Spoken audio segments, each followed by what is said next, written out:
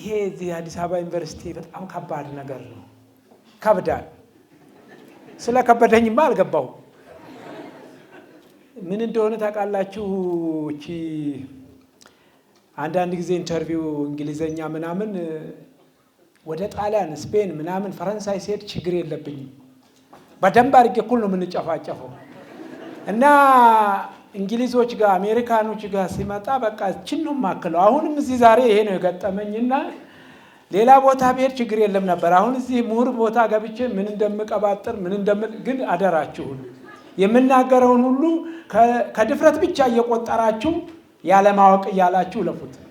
ምርጥ ይፍጠር በሞስኮ ኦሎምፒክ ጊዜ በ5 እና በ10 ሺህ ሲያሸንፍ ልክ እንደ ምሩጽ ገና ያኔ 7 ዓመት ነበርኩና እንደ ምሩጽ ነው በቃ እረኝነቱንም እንደ ምሩጽ ነው፣ ወደ ትምህርት ቤትም እንደ ምሩጽ ነው እና እኔ እንደ ምሩጽ የመጀመሪያ ኦሎምፒክን ለማግኘት 16 ዓመት ተጉዣለሁ ማለት ነው። እናቴ ምን እንዳለ ተቀር ወደ 10 ልጅ ነን። በዛ ከአካባቢ ውስጥ በጣም እኔ እስካሁን ድረስ በጣም ድንቅ የምትባል ብትኖር እሷ ነች። 10 ልጆች ወደ ትምህርት ቤት 10 እያንዳንዱ በቃ እና እዛ አካባቢው ሰው አይ ልጆች አሉ ሁሉ ወደ ትምህርት ቤት ሰዳ ህይወት እንግዲህ የወላድ ማህን ሆና ከብት ታግዳለች ይላል። ከብቱንም ምኑንም እንደዛ አድርጋ ስለአሳደገችን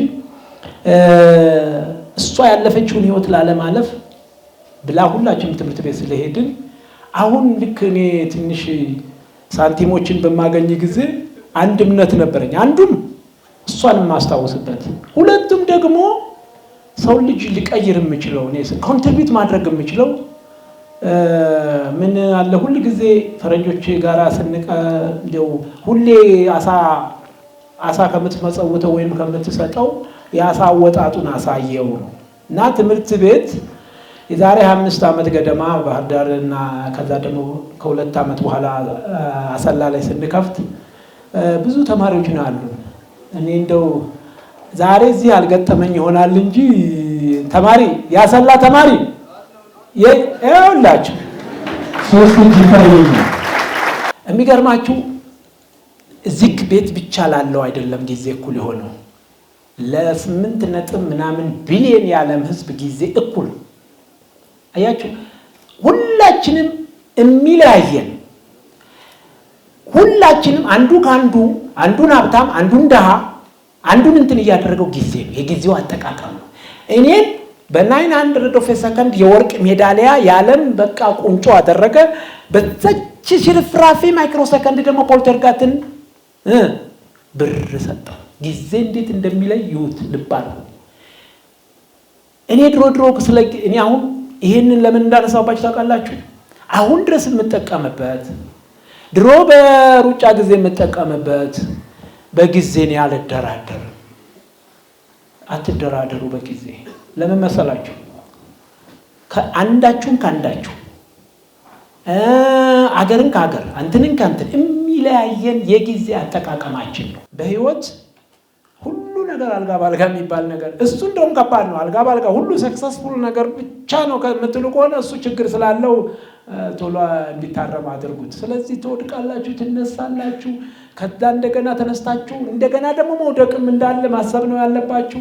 ከዛም በኋላ እያለ ይሄ ይቀጥላል። ህይወት እንደዚህ ነስክ ተፈቀደልን የህይወት መጨረሻ ድረስ እናንተ ራሳችሁ በራሳችሁ ሰክሰስፉል ሆናችኋል። እኔን መሆን እንደኔ ሯጭ መሆን አልቻላችሁም እንጂ እኔ መሆን ያልቻልኩትን ዩኒቨርሲቲ ውስጥ ገብቶ ይሄንን እዚህ ደረጃ መድረስን አሳይታችሁታል። አሁን ቶኒቲንግ ይቀራችኋል ብዬ የምለው ይሄንን ትንሽ ያው ቅድም ማርሻን ጨመር አርጓት ማርሻን ከፍ አርጓት። ጊዜያችሁንም ልክ ቅድም በነገርኳችሁ መሰረት እንትን በሉባት፣ አትጠራጠሩ። እኔ አሁን ነገ እንደዚህ ሞክሪ ብትሉኝ ምናልባት አንተ እኮ ባልከው መሴጅ መሰረት ሄጃለሁ ምናምን አንድ የሆነ ነገር ጎድሏችሁ ላገኝ ይችላለሁ ከአንድ 10 ዓመት በኋላ ብንገናኝ። ግን አሁን የተባልነውና የተነጋገርናትን እየተገበርናትን ከራሳችን ከምንፈልገው እና መሆን ከምንአቅደው አንጻር ያንን ስሩ ያ ዲሲፕሊን ምን ይጠይቃል የሚለውን ተጠቅማችሁበት ከሄዳችሁ እመኑ ታደርጉታላችሁ።